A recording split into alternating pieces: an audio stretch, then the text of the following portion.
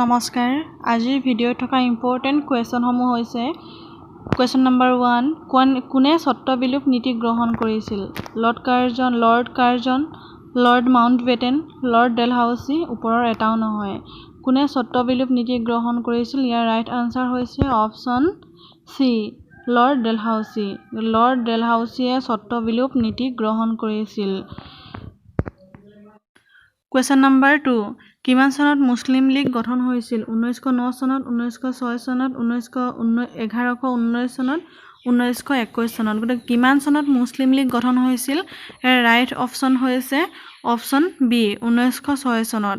মুছলিম league গঠন হৈছিল 1906 চনত কুৱেশ্যন নম্বৰ 3 কিমান চনত বংগ বিভাজন হয় 1905 1907 1911 1917 কিমান চনত বংগ বিভাজন হয় গতিকে ইয়াৰ ৰাইট আনসাৰ হৈছে অপচন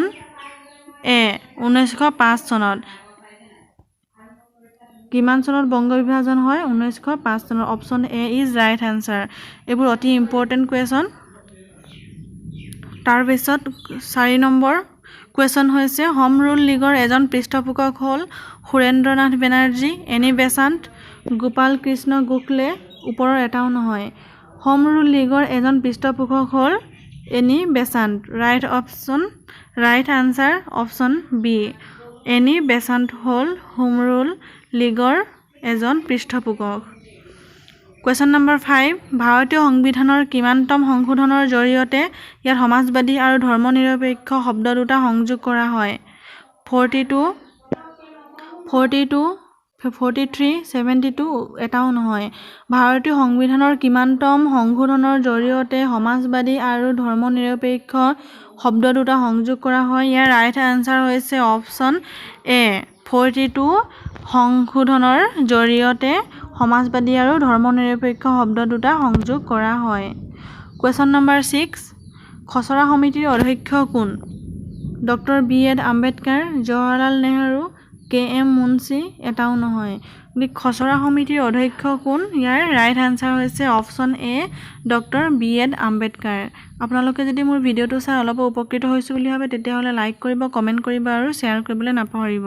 কুৱেশ্যন নম্বৰ 7 নেহৰু প্ৰতিবেদন কিমান চনত প্ৰস্তুত কৰা হৈছিল নেহৰু প্ৰতিবেদন কিমান চনত প্ৰস্তুত কৰা হৈছিল 1928 চনত 1935 চনত 1909 চনত 1920 চনত গতিকে ইয়াৰ ৰাইট আনসাৰ হৈছে অপচন এ 1928 চনত 1928 চনত নেহৰু প্ৰতিবেদন প্ৰস্তুত কৰা হৈছিল কুৱেশ্যন নম্বৰ 8 প্ৰথম ঘূৰণীয়া মেজমেল কিমান চনত আহ্বান কৰা হৈছিল 1930 চনত 1931 চনত 1932 চনত আৰু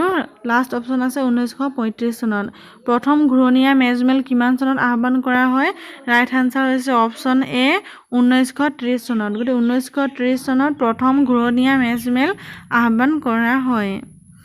কুৱেশ্যন নম্বৰ 9 কেবিনেট মিছন কিমান চনত ভাৰতলৈ আহিছিল 1945 চনত 1947 চনত 1946 চনত এটাও নহয় কেবিনেট মিছন কিমান চনত ভাৰতলৈ আহিছিল ইয়াৰ ৰাইট আনসাৰ হৈছে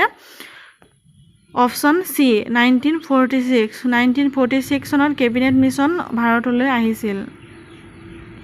কুৱেশ্যন নম্বৰ 10 ভাৰতীয় সংবিধানৰ কিমান নং অনুচ্ছেদ অনুসৰি ভাৰতবৰ্ষৰ এজন ৰাষ্ট্ৰপতি থাকিব অপচন এত আছে 52 নং অনুচ্ছেদ 42 নং অনুচ্ছেদ 56 নং অনুচ্ছেদ এটাও নহয় ভাৰতীয় সংবিধানৰ কিমান নং অনুচ্ছেদ অনুসৰি ভাৰতবৰ্ষৰ এজন ৰাষ্ট্ৰপতি থাকিব ইয়াৰ ৰাইট আনসাৰ হৈছে অপচন এ 52 52 নং অনুচ্ছেদ অনুসৰি ভাৰতবৰ্ষত এজন ৰাষ্ট্ৰপতি থাকিব আপোনালোকে যদি মোৰ ভিডিঅ'টো প্ৰথম চাইছে তেতিয়াহ'লে ছাবস্ক্ৰাইব কৰি পিছৰ ভিডিঅ' মোক পাই থাকিবৰ কাৰণে ওচৰত থকা বেল বাটনটো ক্লিক কৰি অল কৰি ৰাখিব কুৱেশ্যন নম্বৰ 11 ভাৰতীয় সংবিধানৰ কিমানটা অনুচ্ছেদ আছে